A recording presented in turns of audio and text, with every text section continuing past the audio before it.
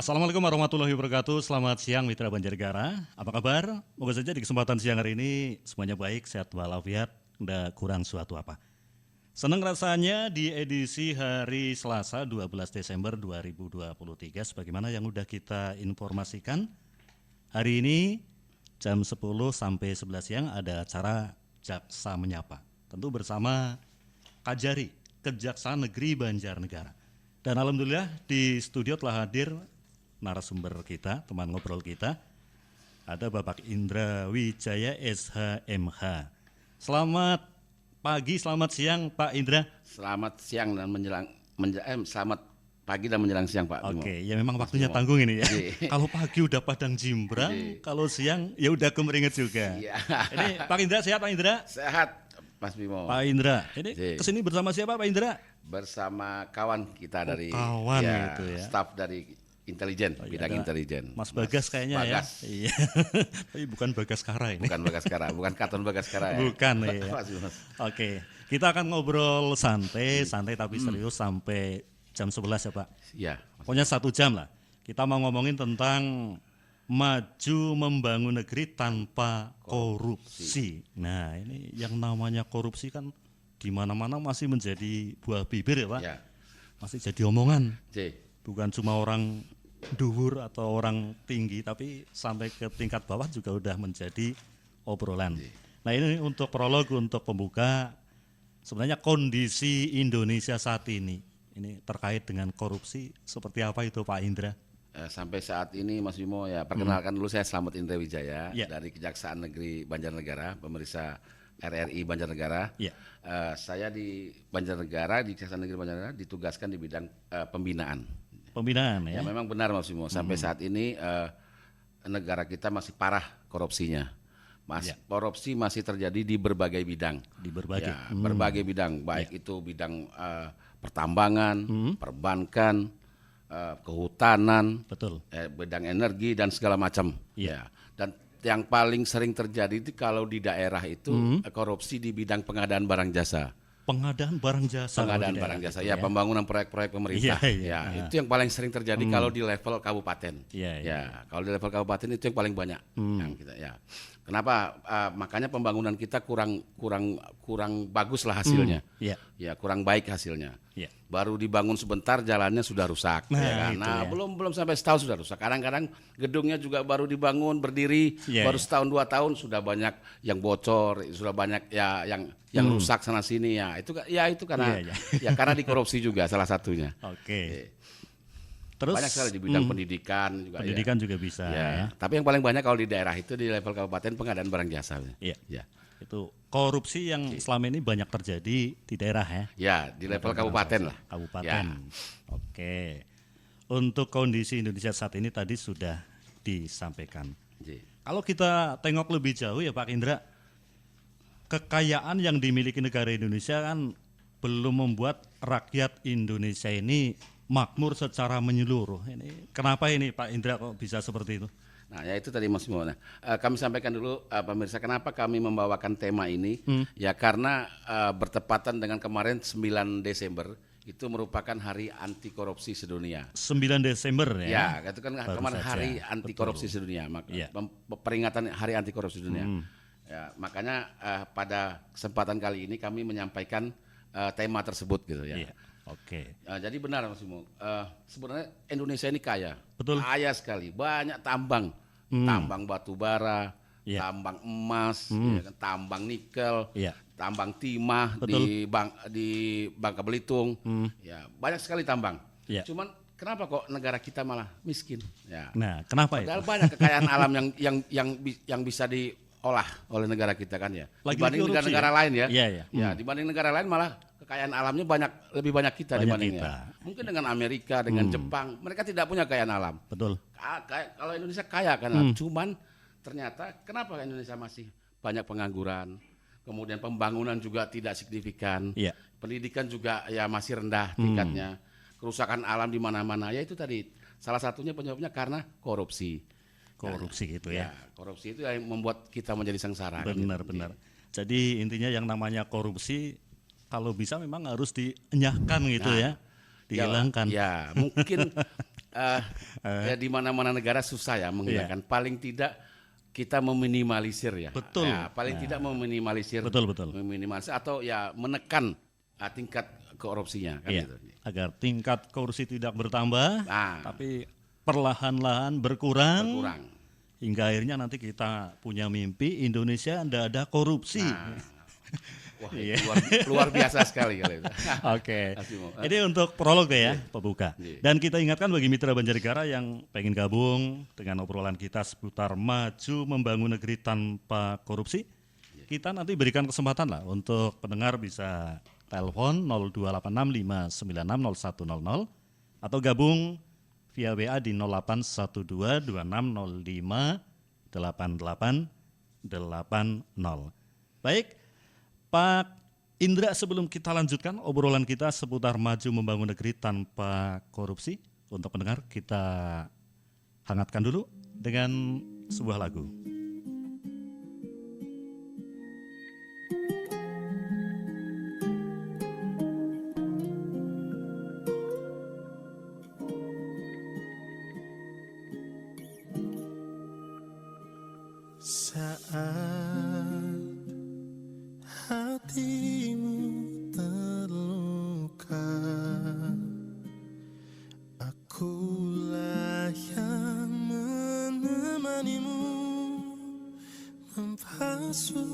Air matamu,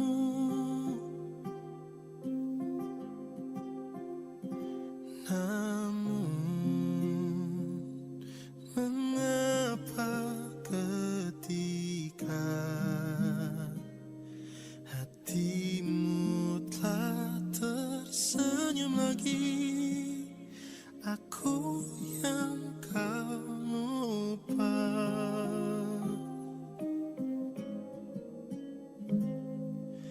Tak sadarkah selama ini ku juga selalu menginginkanmu.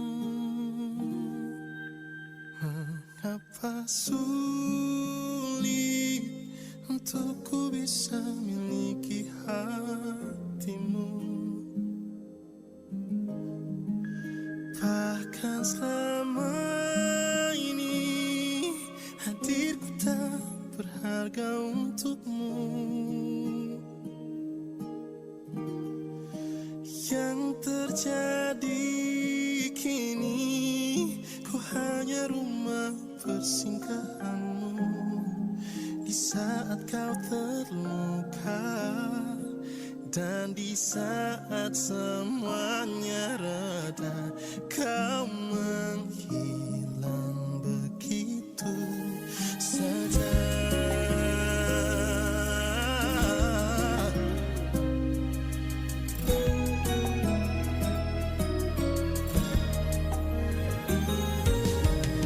Jika memang ini tak ada harapan, mengapa aku yang harus jadi tujuan? Saat hatimu terluka, aku yang jadi obatnya. Tanpa pernah kau hargai cinta dan kasih yang setulus ini.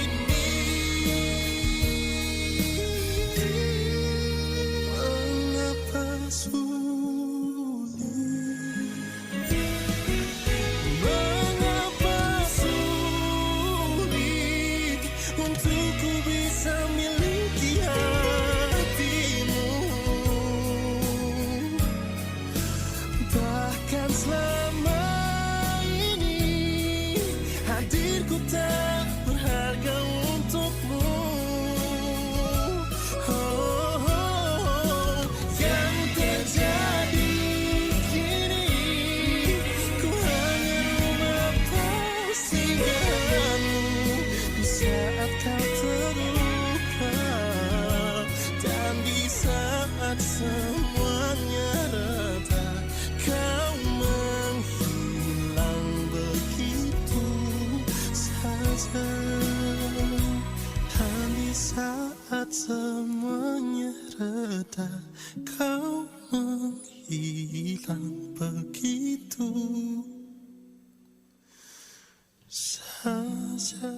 Terima kasih Mitra Banjarnegara untuk Anda yang masih bersama Radio Suara Banjarnegara di program spesial Jaksa Menyapa bersama Kejaksaan Negeri Banjarnegara.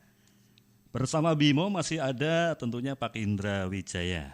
Beliau adalah Kepala Sub Bagian Pembinaan yang kali ini ngobrol tentang maju membangun negeri tanpa korupsi. Semua orang sekarang bisa bicara korupsi Pak Indra ya. Iya. Petani juga udah sering dengar korupsi, ngomong tentang korupsi. Terus yang nganggur saja senang ngomong kalau tentang korupsi Pak sekarang. Gitu ya, betul. Dilalah mungkin karena faktor media dan lain sebagainya. Ini terkait korupsi Pak Indra, mungkin bisa disebutkan bentuk-bentuk korupsi itu apa saja Pak Indra? Jadi pemirsa ya ada 3 instansi yang berwenang melakukan penyidikan korupsi. Iya. Ya, satu kami sendiri Kejaksaan Negeri. Kemudian juga ada kepolisian dan yang terakhir KPK.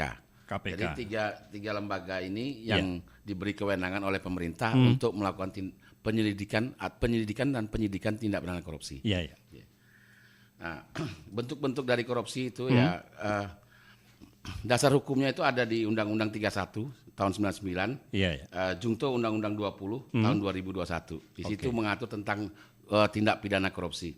Jadi ada 8 bentuk perbuatan pidana korupsi. Yang pertama yaitu yang merugikan keuangan negara. Keuangan negara. Jadi korupsi itu yang merugikan keuangan negara. Ya, bentuknya. Kemudian yang kedua ada perbuatan yang suap. Suap menyuap itu yang bisa kita kenal. Ya, misalnya dalam suatu ini contoh ya, misalnya dalam suatu proyek pemerintah nih ada lelang, betul, ya kan. Nah kemudian pihak rekanan itu berusaha untuk memberikan sesuatu berbentuk uang atau berbentuk hadiah apapun kepada penyedia kepada Pokja, kelompok kerja, untuk memenangkan CV-nya atau PT-nya. Nah kemudian oleh si penerima tadi, Pokja tadi. Dimenangkanlah rekanan tersebut, walaupun terkadang dokumen lelangnya salah, ya kan gitu, tidak sesuai dengan dokumen penawarannya tidak sesuai dengan dokumen lelangnya.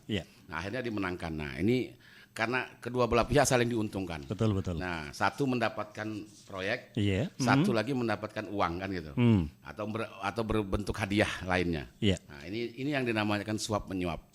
Menyuap gitu ya? Ya itu namanya suap. Itu juga salah. Itu diatur juga di dalam Undang-Undang Tipikor. Nah dan dua-duanya bisa kena ini kalau seperti ini. Kemudian ada juga namanya pemerasan dalam jabatan. Ini pemerasan dalam jabatan ini kayak pungli. Ya bahasa saya sederhanakan saja lah. Pungli gitu kalau ya. Kalau pemerasan dalam jabatan mungkin kan kawan-kawan masih asing lah ya masyarakat ya. Nah tadi ada suap, ada pungli. Pungli gampang diusip. Beda antara suap dengan pungli beda Pak Mas Bimo. Jadi kalau pungli ini karena sesuatu dia punya jabatannya, dia punya kuasa dan dia mengandalkan dia punya jabatan dan punya kekuasaan. Punya kekuatan ya. Punya kekuatan. Nah sehingga dia bisa memeras orang lain kan, yang tidak punya power ya. Betul. Ya, contohnya dalam suatu pembuatan banyak lah ya pembuatan akte kelahiran misalnya kan KTP atau dalam urusan surat menyurat lah, ya kan. Agar prosesnya cepat, mudah, kemudian dia meminta sesuatu kan ya. Betul. Ambil yang jalan pintas gitu ya. Yang tidak ada payung hukumnya, dasar hukumnya, memungut sesuatu lah ya. Pungli.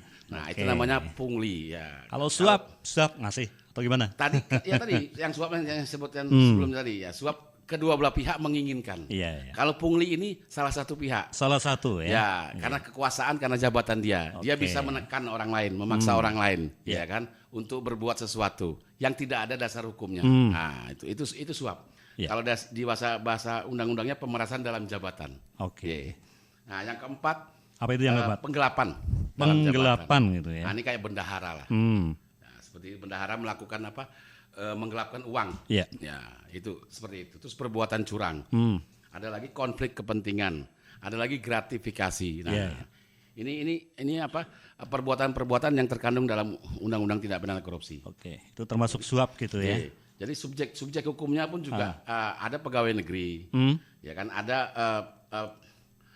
korporasi. Ya.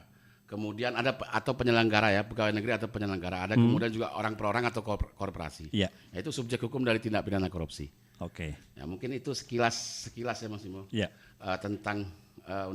Tentang korupsi lah ya. Korupsi ternyata begitu banyak gitu ya. Sebenarnya masih banyak lagi yang mau dikatakan. Itulah sekilas tentang ini. Oke, ngomong-ngomong korupsi. Ini korupsi kalau orang tua saya bilang, mungkin orang tua saya sih bukan ahli masalah korupsi lah, tapi kan sering dengar di pemberitaan. Katanya itu terjadi sejak lahir. Apa benar itu? Itu terusannya seperti apa itu Pak Indra? Jadi korupsi itu sudah ada ya sejak lahir gitu Mas Bimo ya. Itu bilang seperti itu entah dengar dari mana, atau dari media atau mimpi gitu. Ya segala sesuatu urusan kita di urusan kita ini memang bersentuhan dengan korupsi gitu. Ya seperti tadi pengurusan akte lahir pun ya kan, pengurusan KTP pun rawan di korupsi ya kan. Rawan di korupsi. Tadi itu adanya pungli tadi ya.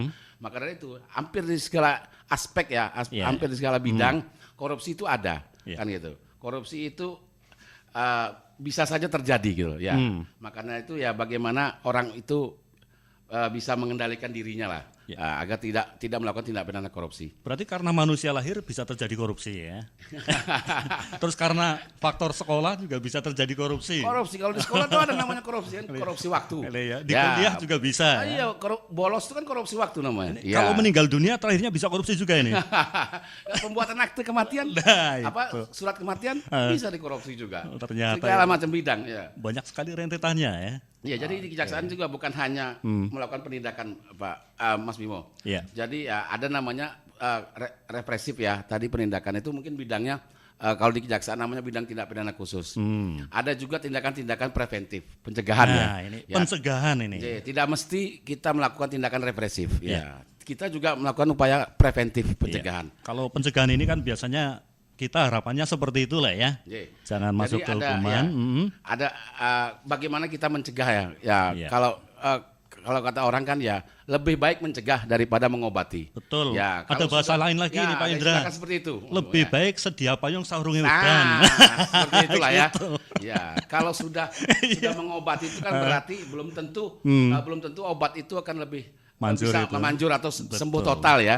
Ya, dan sudah terjadi intinya. Tapi kalau dicegah, ya berarti kan itu kita lebih efektif. Ya. Benar. Tindakan itu belum terjadi, ya kan kerugian negaranya itu belum terjadi, kan kalau gitu. Ada pencegahan kan ibaratnya ada langkah nyata gitu lah ya. Jadi ada dua bidang di kejaksaan, ya yang dalam upaya pencegahan tindak pidana korupsi yaitu bidang intelijen dan bidang perdata dan tata usaha negara. Gitu. Contohnya kalau bidang intelijen itu dia pendampingan atau pengamanan dalam proyek-proyek pemerintah, proyek strategis pemerintah. Pemerintah bisa melakukan memohon kepada kita untuk melakukan pengawalan dan pengamanan terhadap proyek strategis yang mereka kerjakan. Ya, begitu juga dengan bidang datun, mereka bisa minta pendampingan. Nah, pendampingan ketika terjadi problem atau permasalahan hukum. Gitu. Mereka bisa meminta kepada kita, namanya kalau bahasa kerennya itu legal opinion. Opinion ya. Meminta permasalahan hukum apa yang sedang mereka hadapi dan mereka meminta kepada kita mengkaji dari sisi hukumnya. Apakah tindakan itu benar apa tidak?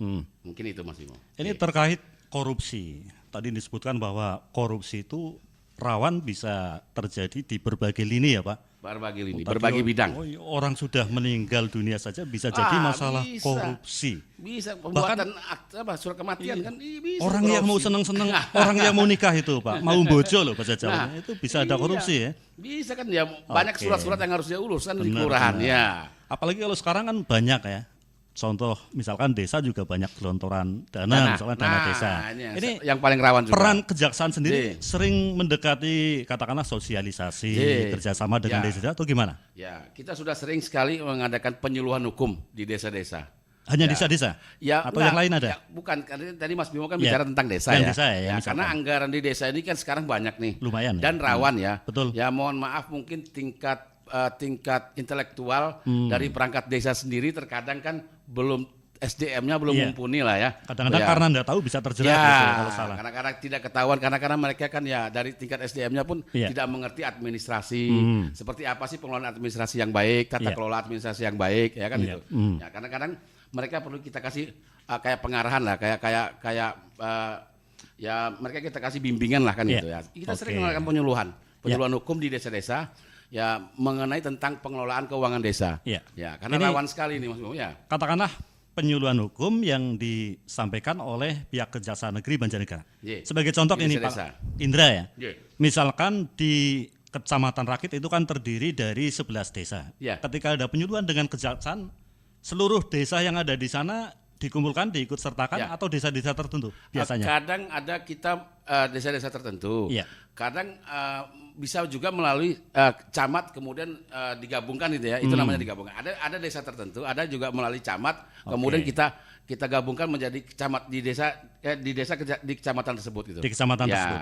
Ada pola seperti itu. Ada juga desa masing-masing. Iya, kan mungkin hitungannya biar lebih simpel, lebih efisien juga ya. Ini Pak Indra, Banjarnegara kan terdiri dari 20 kecamatan. Sosialisasi yang selama ini dilakukan oleh Kejaksaan Negeri itu sudah menyentuh berapa kecamatan? Apakah sudah pernah dapat sosialisasi semua 20 kecamatan? Dalam setiap tahun juga kita sudah sering Mas Bimo melakukan penyuluhan terhadap desa-desa. Dalam setahun itu dari dulu ya mungkin sudah berpuluh-puluh desa lah mungkin ya kalau kita lakukan penyuluhan desa. Kalau kecamatannya terjangkau semua itu kan di sini ada 20 kecamatan. Ya ada yang melalui kecamatan juga kita kumpulkan, ada yang langsung ke desanya. Ya terutama untuk pengelolaan keuangan desa gitu ya. Ada observasi apa enggak atau pengamatan ketika kejaksaan mau melakukan sosialisasi dengan pihak desa? Dipilih kira-kira desa yang mungkin pengetahuan tentang korupsinya masih belum maksimal atau gimana? Atau acak biasanya? Biasanya acak aja sih. Acak gitu ya? Acak. Iya. Yang penting menyasar ke semua sampai ke kawan-kawan desa agar ya pengelolaan keuangan desa mereka lebih baik lah ke depannya. Iya. Oke. Saya juga penasaran. Biasanya lebih kalau transparan, lebih efisien dan lebih akuntabel lah dalam mengelola anggaran desanya. Lebih efisien, transparan, akuntabel. Itu prinsip-prinsip pengelolaan keuangan. Oke, nanti agar keuangan itu bisa terrealisasi dan tepat sasaran. Betul. Mungkin itu yang diperlukan. Sangat bagus tentunya. Nanti akan kita lanjut obrolan kita. Tentunya hanya di 104.4 FM Radio Suara Banjarnegara. Kita masih jalan bareng untuk program spesial Jaksa Menyapa.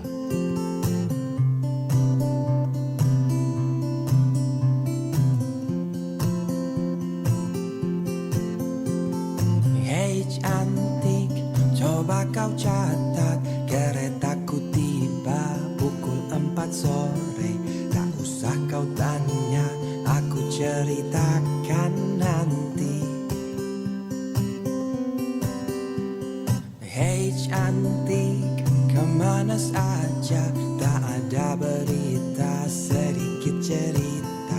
Tak ku baca lagi pesan di ujung malam. Dan Jakarta muram kehilanganmu. Terang lampu kota tak lagi sama. Sudah saatnya kau tengok puing yang tertinggal. Sampai kapan akan selalu berlari? Hingga kini masih selalu ku nanti-nanti. Terbawa lagi langkahku ke sana. Mantra apa entah yang istimewa. Ku percaya selalu ada sesuatu di Jogja. Dengar lagu lama ini katanya, izinkan aku pulang ke kotamu. Ku percaya selalu ada sesuatu di Jogja.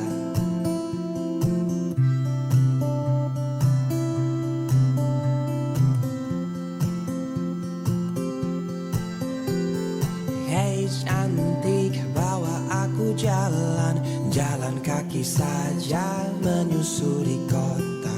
Ceritakan semua ceritamu padaku. Ya Jakarta diam kehilanganmu. Bau wangi hujan tak lagi sama. Sudah saatnya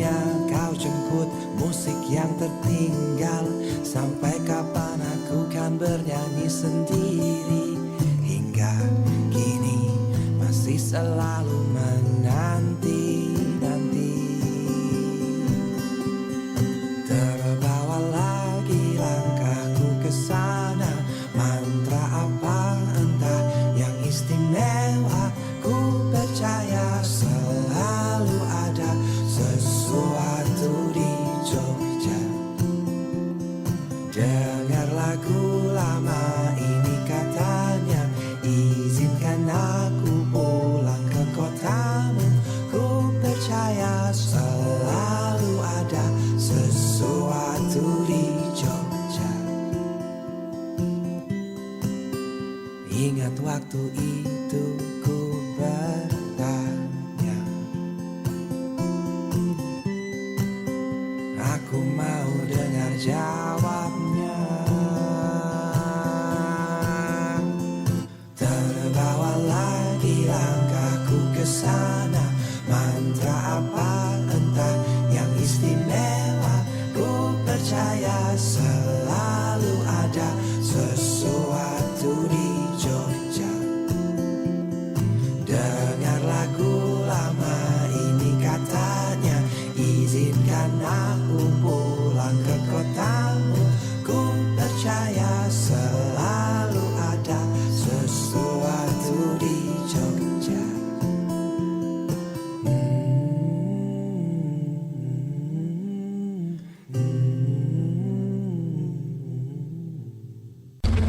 Narkoba? Ya apa Endingnya aku baca, bro.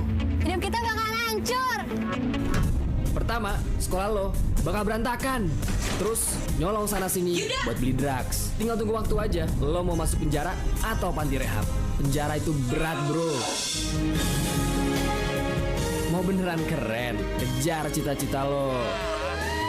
Jadi juara, jauhi narkoba.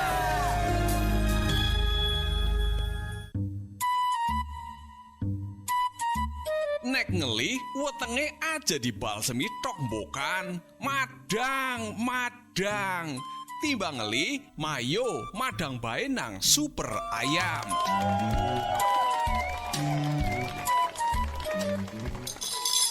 Loh mas, kok Dening wis mamdisit?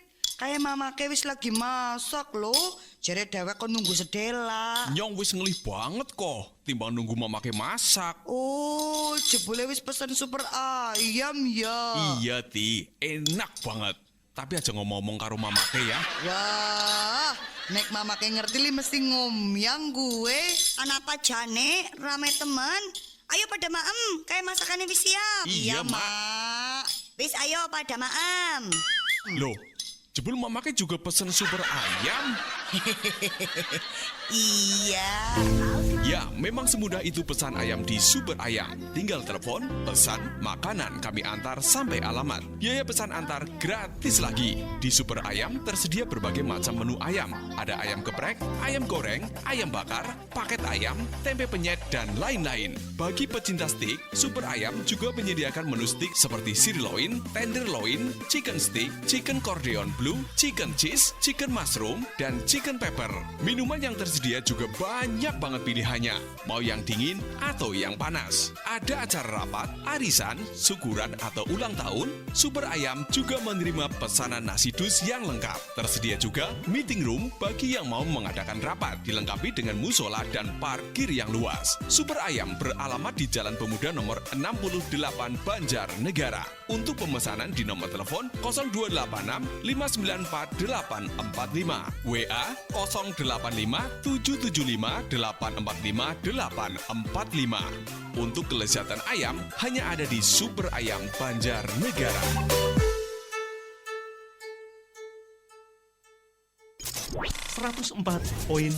FM, Suara Banjarnegara. Mitra Banjarnegara, Jaksa menyapa di kesempatan siang hari ini untuk edisi hari Selasa, 12 Desember 2023. Ngobrolin masalah korupsi, maju membangun negeri tanpa korupsi. Yang namanya korupsi dampaknya banyak sekali tadi. Bisa menimbulkan kemiskinan, pengangguran, dan lain-lain. Sebelum dilanjut ini Pak Indra, ada satu penanya, Pak Saka Bimantara, ini asli orang Banjarnegara tapi sedang di luar Jawa ini. Oh, iya. Jadi dengerin kita streaming pakai internet. Pertanyaannya gini Pak Indra, mengapa korupsi terjadi? Kemudian lanjutannya, apa karena adanya niat dan kesempatan?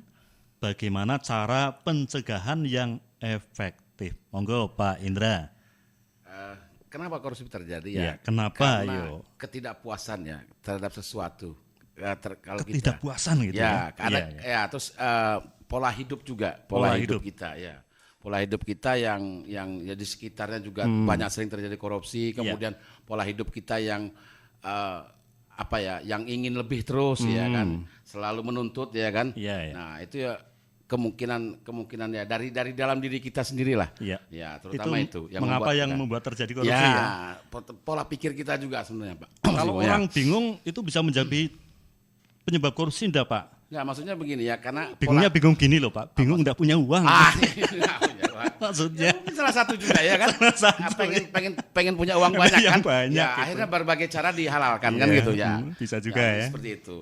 Oke. Terus apa lagi tadi Pak Simo? Ini karena kesempatan ya. Salah satunya juga kesempatan. Jelas, ya. Salah satunya itu juga karena adanya kesempatan. Terkadang ya karena jabatan seseorang itu ya kan yang memudahkan dia sarana bagi untuk dia bisa, kan, untuk bisa jadi korupsi kan itu ya.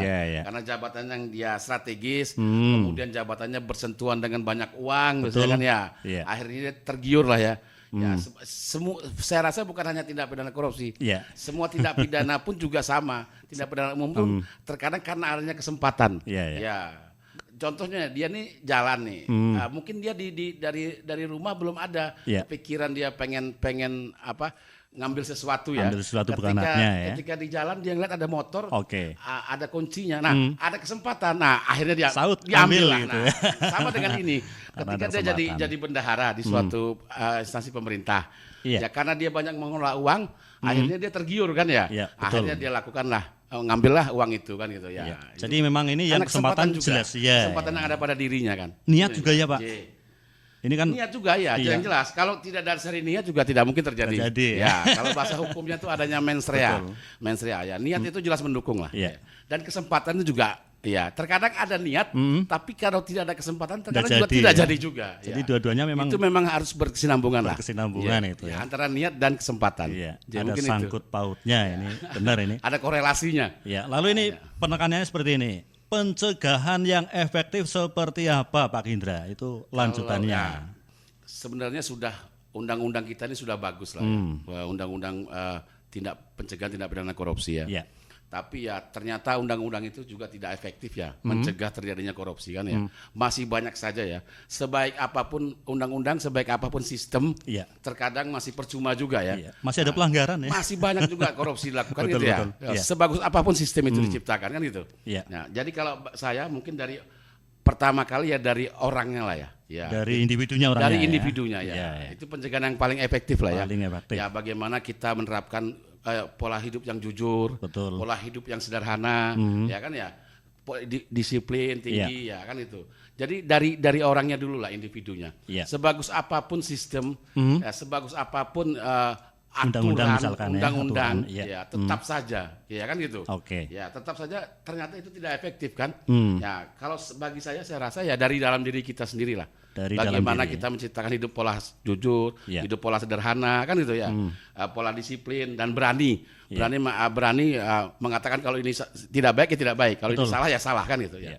Saya rasa itu yang paling efektif ya pencegahan korupsi itu dari diri sendiri. Dari diri sendiri. Penting ya. Penting. Jadi masing-masing individu harus takut hukum, kalau melanggar takut, jangan melanggar orang wedi. Pola hidup sederhana. Kalau kita nggak pola hidup sederhana ya pasti ya. Kalau ngeliat tetangga beli ini, tetangga punya ini, punya itu, otomatis kita akan tergiur ya. Bagaimana caranya akhirnya menghalalkan segala cara, kan gitu. Nah itu. Terus harus pola hidup juga jujur, disiplin kan itu ya. Berani mengatakan atau berani menolak ya kan. Ketika dikasih sesuatu yang memang bukan haknya, tidak ada dasar hukumnya atau payungnya atau uang ini uang apa kan gitu ya.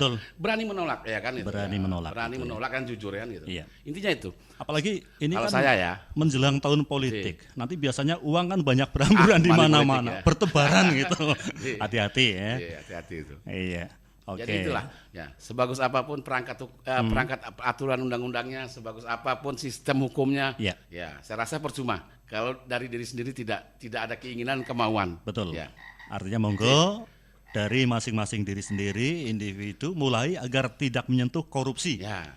Yang kaitannya dengan korupsi tahan, Ya. gitu ya. Mungkin itu Mas Bimo kalau saya ya. Oke, dan ingat jangan lupa juga ini Pak Indra, wedi. Ya. Wedi karo sing gawe urip. Ya. Tuhan. Terutama mendekatkan diri lebih kepada itu. Mungkin itu ya. Baik. Salah satunya itu Mas Bimo. Iya, masih ada sesuatu yang akan kita obrolkan tentunya seputar korupsi. Maju membangun negeri tanpa korupsi. Yang pengen ikutan gabung seperti Pak Saka Bimantara, kita open lewat WA, telepon juga boleh di 02865960100. Kita masih punya waktu sekitar 20 menit ke depan, ditunggu partisipasi mitra tentunya dalam program Jaksa Menyapa bersama Kejaksaan Negeri Banjarnegara.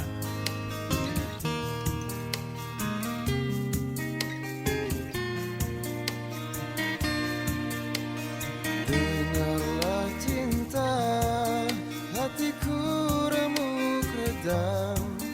Jika tak ada kamu menemani aku.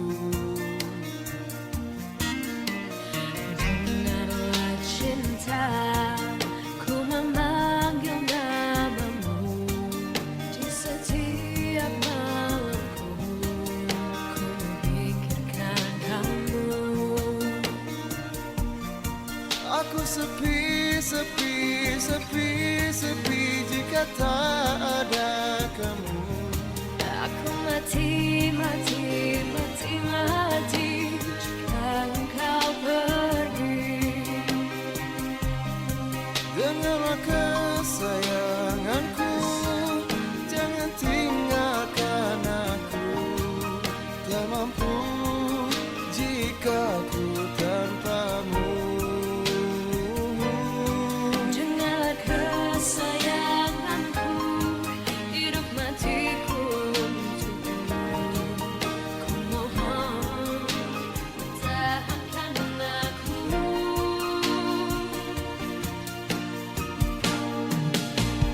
Dengarlah cinta, hatiku remuk redam. Jika tak ada kamu menemani aku. Dengarlah cinta, ku memanggil namamu di setiap malamku. Ku memikirkan kamu.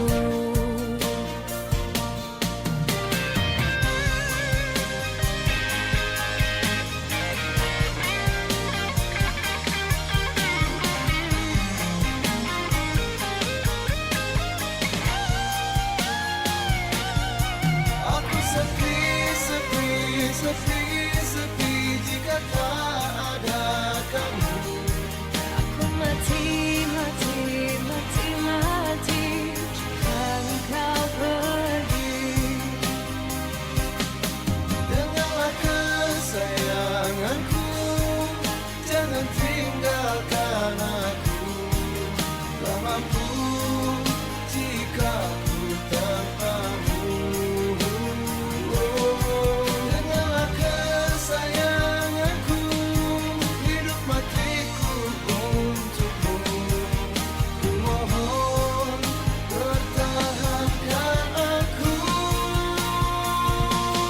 Dengarlah kesayanganku, jangan tinggalkan aku. Tak mampu jika ku tanpamu. Dengarlah kesayanganku, hidup matiku untukmu. Mohon, pertahankan aku. Dengarlah kesayanganku, hidup matiku untukmu. Suara Banjarnegara. Hujan yang turun lebih dari 2 jam dapat berpotensi menimbulkan bencana alam. Salah satunya adalah tanah longsor. Secara sederhana, longsor dapat terjadi jika terdapat air dengan volume yang besar meresap ke dalam tanah sehingga berperan sebagai bidang gelincir. Kemudian, tanah menjadi licin dan tanah pelapukan di atasnya akan bergerak mengikuti lereng dan keluar lereng. Maka dari itu, masyarakat yang tinggal di daerah rawan longsor seperti perbukitan dan lereng harus selalu waspada. Antisipasi bencana tanah longsor dapat dilakukan dengan membersihkan drainase agar tidak tersumbat, memelihara early warning system, menutup celah-celah tanah yang membuka atau retak, melakukan ronda saat terjadi hujan lebih dari 2 jam, serta selalu berkoordinasi dengan aparat terkait dalam penanganan darurat seperti TNI, Polri, BPBD, dan Ormas bidang kebencanaan. Mari saling eling lan waspodo demi keselamatan kita semua. 104.4 FM Suara Banjarnegara. Mitra Banjarnegara maju membangun negeri tanpa korupsi. Kejaksaan Negeri Banjarnegara masih bersama Pak Indra Wijaya SHMH. Beliau adalah Kepala Sub Bagian Pembinaan. Pak Indra, tadi saya dapat pesan atau dapat PA ini. Apa? Dapat pesan, ada yang tanya, itu tadi yang lewat di sini, itu orang Punggelan Sidarata kan tanya, ini kalau untuk pendidikan korupsi dari lingkungan keluarga sebaiknya atau sebagusnya seperti apa ini Pak Indra? Dari lingkungan keluarga.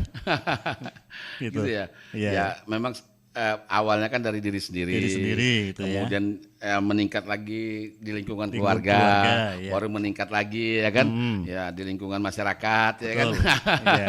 Ya contohnya kalau di lingkungan keluarga ya korupsinya apa ya Mas Bimo? Nah ini pertanyaannya sulit ini, gampang-gampang tapi sulit jawabannya. Pertanyaan enteng tapi jawabnya susah. Jawabannya itu ya. Berat ini kalau saya ya. Iya. Ya mungkin membiasakan diri jujur ya. Suami istri saling jujur ya kan. Anak juga dibiasakan jujur dan disiplin ya kan. Baik disiplin dalam mengelola waktu, dalam juga. Ya uang juga segala macam ya. Ya mungkin itu Mas Bimo ya, diajarkan ya jujur, disiplin, berani ya seperti itulah Mas Bimo ya. Mulai dari dalam lingkup keluarga ya kan. Nanti kebiasaan-kebiasaan itu kan akan berkembang terus ketika dia di masyarakat ya. Jadi akan terbawa ya tadi pola hidup sederhana diterapkan dalam keluarga kan gitu ya.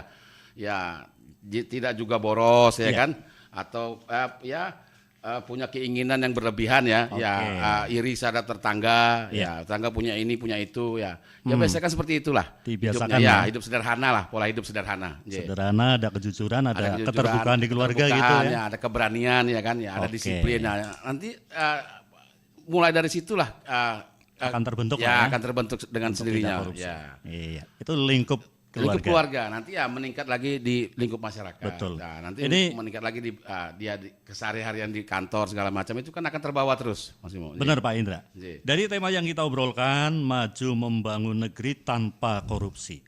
Jika Indonesia yang baldatun toyibatun warubun gofir ini benar-benar nanti tanpa korupsi ini Pak Indra. Amin. Kira-kira indahnya seperti apa ini?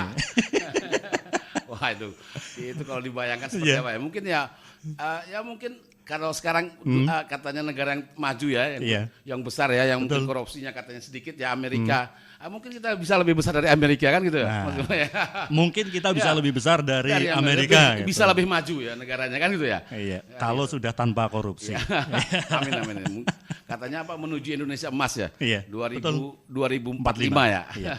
Tapi kalau saya berseloroh ini Pak Indra. Janjane negeri tanpa korupsi ki iso apa ora, bisa apa ndak itu. Nah itu alau alam lah ya. Kirain akan dijawab bisa pasti. Yang penting seperti ini. Sebenarnya undang-undang korupsi pun sudah sangat baik ya. Sudah sangat ini ya. Di dalam undang-undang tindak pidana korupsi itu pun juga hukuman itu bukan hanya hukuman badan saja gitu. Benar. Ya banyak hukuman tambahan juga, ada denda ya. Ada juga uang pengganti. Nah, semua itu juga ternyata tidak efektif juga gitu. Untuk memberantas ya. Paling tidak ya maka itu kita gencar-gencar seperti ini ya paling tidak meminimalisir lah atau mengurangi lah tingkat korupsinya kan gitu. Ini ada tambahan pertanyaan dari Pak Saka Bimantara yang sekarang lagi di luar Jawa ini, Pak. Tambahan lagi. Ini pertanyaannya saya juga kayaknya jarang dengar ini. Apa tuh?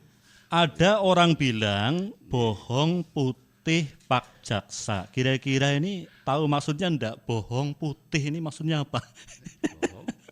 Iya, heran saya juga enggak begitu paham ini. Gimana? Ada orang bilang bohong putih. Ini seperti apa Pak Jaksa? Kira-kira tahu maksudnya enggak? Bohong Putih. putih Iya. Mic-nya Anda bunyi Pak, coba dekat. ya. Nah, Bohong putih.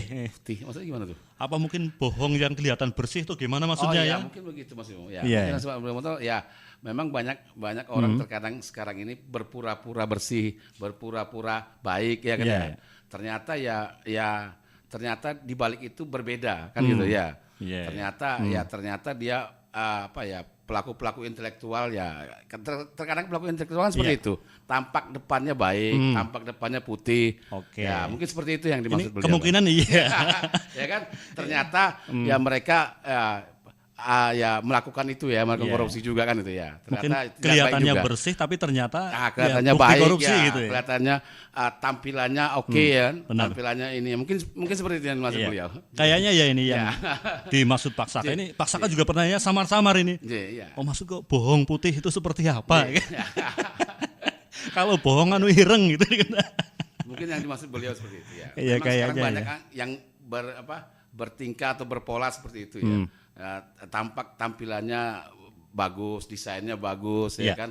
Tampilannya oke, bersih ya kan ya. Seolah-olah tampilannya kan terkadang ya Islamik banget. Iya. Nah, ternyata di balik itu ternyata beda kan. Ternyata beda ya. Atau Ternyata mungkin pakai topeng lah bahasanya kan itu ya. itu kalau pemain Munafik sandiwara lah ya. ibaratnya pemain nulung itu. Mungkin itu yang masuk beliau kali. Oke. Ini Pak Indra terkait masalah korupsi tadi. Maju membangun negeri tanpa korupsi. Kira-kira kalau tadi kan sebenarnya kalau yang disampaikan Pak Indra itu salah satu kiat yang tepat adalah ya dimulai dari diri kita sendiri ya. Ada enggak ini kiat yang lebih jitu agar orang benar-benar enggak berani korupsi? Waduh.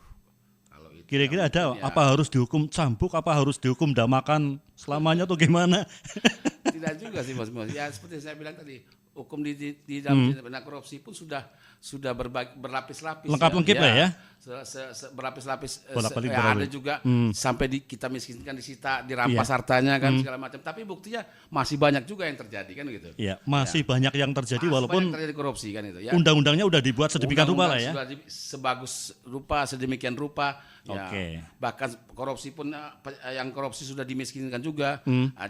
Di samping hukum badan, Ya. kemudian dibayar uang pengganti, Betul. kemudian ditambah lagi denda, ya kan itu. Tambah ada lagi dicabut hak politiknya segala macam. Benar. Buktinya masih tidak efektif. Ya. Buktinya masih banyak juga korupsi yang terjadi kan gitu ya. Saya rasa yang paling efektif dari diri sendiri dulu. Mas. Dari Ya. sendiri. Iya. Dari diri sendiri dulu ya. Ya, soalnya kalau saya amati ya dari kasus korupsi yang kita sering lihat di pemberitaan media ya. Ini kan ternyata bukan orang yang karena berlatar belakang memang kurang mobil, kurang duit yang banyak. Iya. Tapi yang kita tahu malah biasanya Banyak orang yang juga, sudah punya iya, ya, punya banyak jabatan juga dan lain punya sebagainya. jabatan. Justru karena jabatan itu dia Iya. memanfaatkan kesempatan dan sarana yang ada padanya. Oke. Ya, justru orang yang punya jabatan itu yang lebih mudah melakukan korupsi. Peluangnya lebih terbuka gitu ya. Peluangnya lebih terbuka Mas Bimo. Kalau Malah ada seperti itu. kemauan. Tapi kalau petani, ya kan buruh, Iya. dia untuk melakukan korupsi malah sulit. Iya. Karena tidak ada peluang bagi Tidak dia. ada peluang, Sarana dan ya. kesempatan yang ada pada dia kan kurang. Iya, Ya. iya. Makanya Oke. korupsi itu paling banyak ya. Yang selama ini yang baik Kita yang lihat lah ya, disidangkan kita temui juga ya. Ya, baik juga yang kita lihat di TV-TV ya. Ya, Itu betul. dilakukan oleh pejabat-pejabat kan. Rata-rata Ya. oleh Ya. orang yang punya jabatan. Rata-rata gitu ya. orang yang punya jabatan lah ya. Oke. Iya, itu. Karena ada kesempatan dan sarana padanya kan gitu. Iya. Padahal jabatan itu masih menjadi kebanggaan, masih menjadi rebutan gitu ya. Jadi seorang istri kalau suaminya mungkin atau istrinya pejabat sebaliknya ya. Jadi di semua bidang lah, baik bidang eksekutif ya kan ya para pejabat PNS ya. Iya. Kemudian bidang legislatif ya, Oke. anggota dewan segala macam juga Betul. banyak kan. Ya, eksekutif, legislatif kan, yudikatif tadi ya kan. Hakim, jaksa kami pun sendiri juga Semuanya ada juga punya ya. peluang itu ya. Pengacara semua ya, makanya di segala lini lah ya. Eksekutif, legislatif, yudikatif, semua korupsi di segala bidang. Ya. Berarti misalkan Bisa kita terjadi. punya, kalau pria kan punya Iya. istri ya, Iya. wanita punya suami. Seandainya istri mau berangkat kerja, istrinya ngingetin, Mas, jangan korupsi ya, ndak salah ya. Pengeling-eling gitu. Baik, untuk penutupan mungkin ada closing statement terkait materi maju membangun negeri tanpa korupsi. Silakan Pak Indra. Ya, mari masyarakat kalau ada terjadi tindak pidana korupsi, laporkan kepada kami di Kejaksaan Negeri Banjarnegara. Kami siap menindaklanjuti dan mari kita awasi bersama-sama, baik anggaran dari pemerintah daerah maupun yang terjadi anggaran di desa. Mari sama-sama kita mengawasi. Kalau terjadi penyimpangan, kalau terjadi penyalahgunaan, ya segera laporkan ke kami Kejaksaan Negeri Banjarnegara. Mudah-mudahan segera kami tindak lanjuti. Mungkin Jangan itu lupa. pesannya. Mulai dari diri kita ya. Jangan lupa untuk menghindar korupsi mulailah dari diri kita. Dari diri kita. Terapkan pola hidup sederhana. Hidup yang jujur, berani. Nggak usah neko-neko lah ya. Mungkin itu pesannya. Kalau gajinya masih kepala ya jangan berharap gaji presiden gitu. Nanti mau marak akan korupsi. Baik Pak Indra, terima kasih sekali rawuhnya di Radio Suara Banjarnegara. Semoga materi yang disampaikan bermanfaat. Amin. Oke, demikian tadi Mitra Banjarnegara bincang-bincang kita seputar maju membangun negeri tanpa korupsi bersama Kejaksaan Negeri Banjarnegara dalam program Jaksa Menyapa. Saya Bimo yang bertugas pamit mundur. Insya Allah kita ketemu lagi. Nah, saya belum tahu mungkin sebulan yang akan datang atau sepekan yang akan datang. Tunggu kabar dari Pak Indra itu ya. Terima kasih. Selamat siang. Wassalamualaikum warahmatullahi wabarakatuh. Sampai jumpa.